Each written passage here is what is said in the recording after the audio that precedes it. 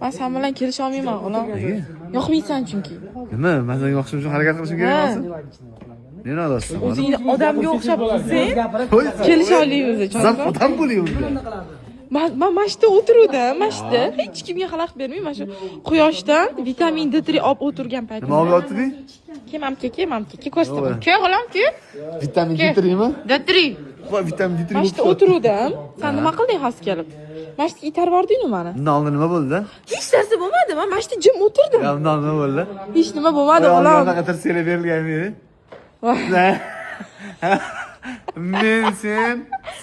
Yo, o'g'lim. Sen kelishamiz demanga hech qachon tushunding-a? Buni yaxshi Bu gaplashdik. ketaqa, mana shu yerda jim o'tiraman men. Borsang ket. Bir xayr.